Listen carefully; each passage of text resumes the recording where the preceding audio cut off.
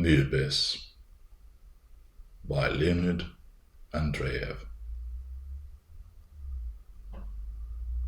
The day was already drawing towards evening when a young man and a young woman still continued their walk, conversing without pause and without paying any attention either to time or road.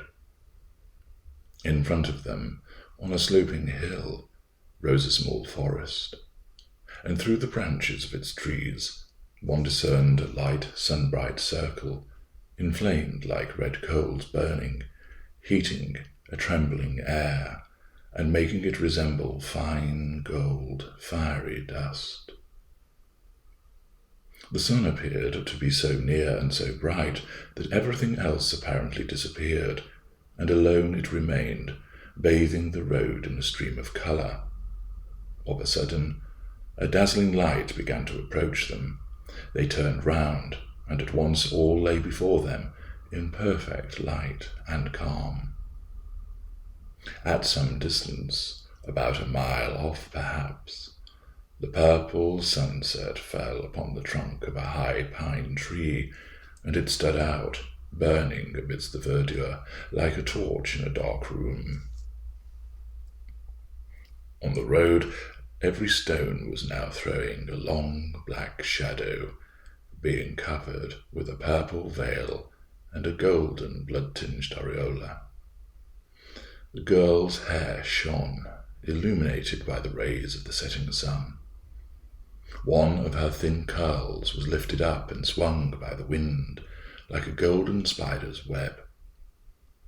Although now it had become dark all around, the course of their conversation was neither broken nor changed for one moment. The same free, cordial, and calm words flowed on with equal currents.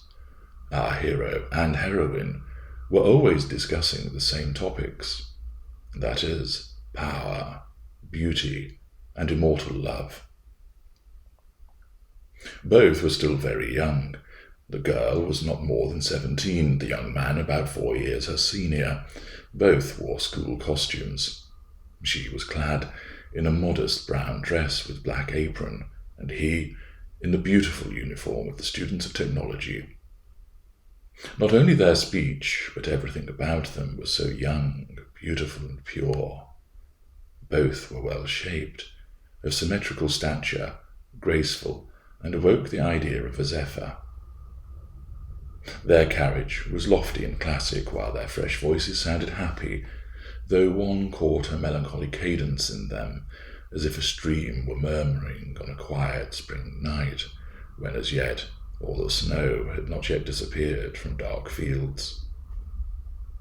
They were going forward, when by chance they turned into a sideway which they did not know, and their long continuing shadows, which seemed ridiculous for their young heads, appeared to move forward, apart, or to join, and thus form one narrow long shadow of poplars. But they did not see their shadows. While speaking to her, he could not tear away his eyes from her beautiful face, upon which the rosy sunset, it seemed, had left him going down a most delicate colour. She looked down the avenue, pushed away her sunshade, some small stones, then watching attentively, till from under her dark dress peeped, by turns, one or other pointed toe of her small shoes. They stopped a moment, for the road led over a ditch with its bed full of dust, and went down the pathway. Zinaida lifted her head, and looking round with a doubtful glance, asked, "Do you know where we are? I've never been here before." The young man carelessly looked at the locality. "Yes, I know. There behind the hill lies the town. Give me your hand, then we shall arrive sooner."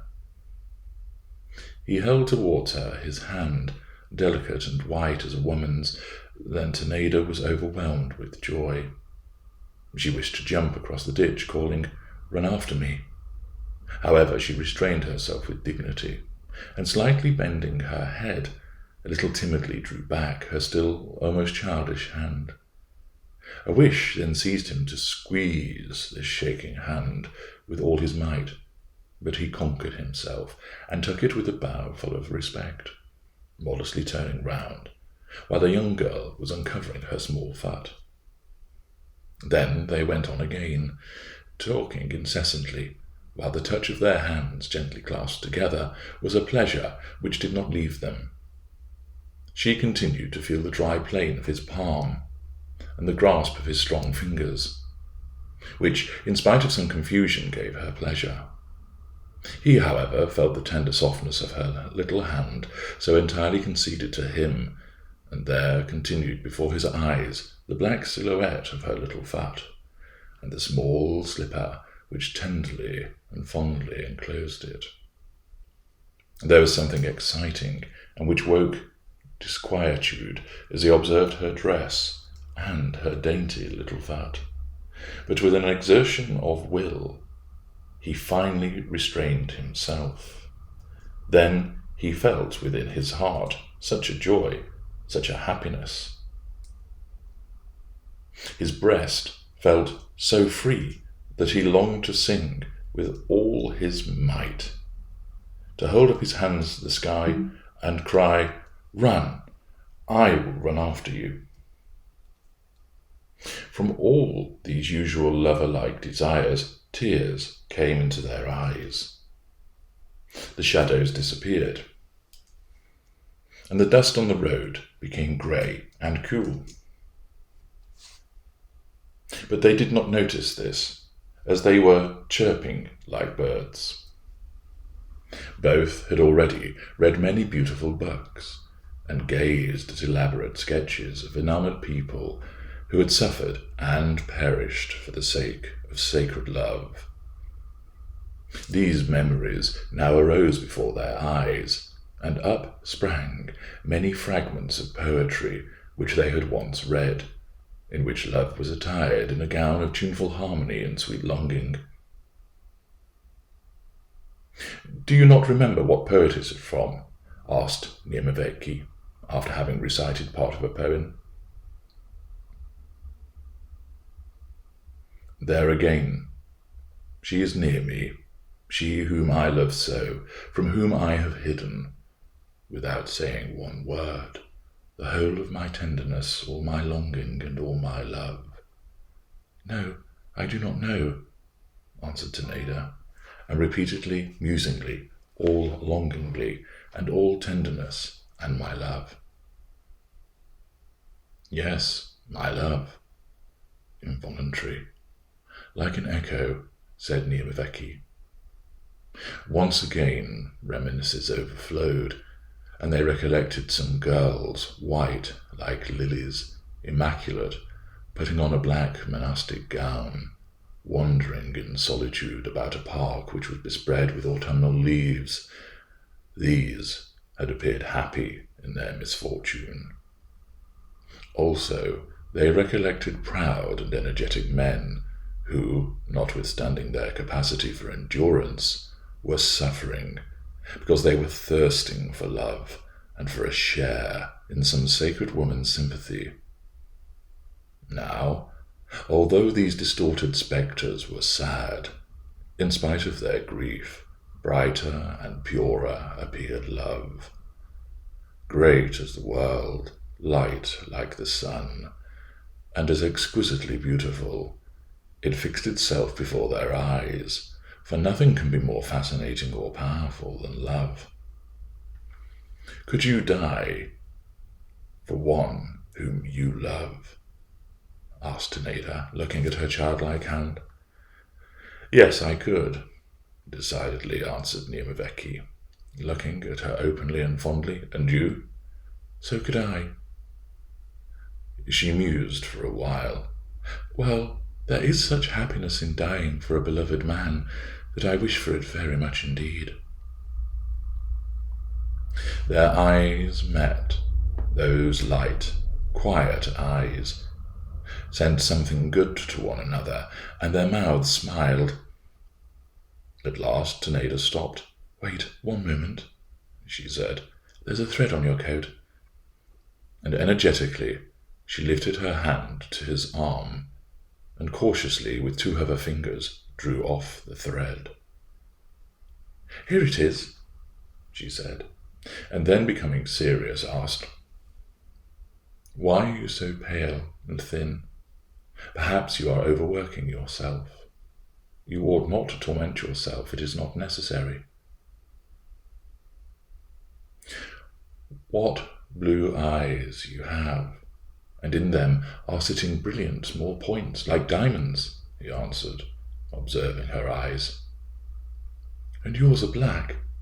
Oh no, brown, and so warm, and in them. Zinaida did not finish saying what was in them, for in confusion turned aside. Her face became purple, her eyes timid and bashful, while her lips smiled involuntarily. Then she went forward alone, but soon she stopped.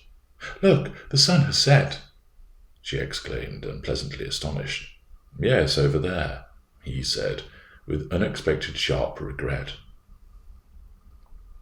The light had gone, the shadows had died away, and all around had become pale, dumb, and lifeless. There, in the spot where one moment before all was shining, the burning sun creeping away, there now were masses of dark clouds, which seemed often to cover large spaces of immeasurable blue distance. The clouds were continually rolling heavily, and slowly changing their shapes into monsters, and unwillingly moving forward, yielding to some terrible and invisible power. Only one light, transparent, small cloud, feeble and frightened, having torn itself from the rest, was solitarily wandering in every direction,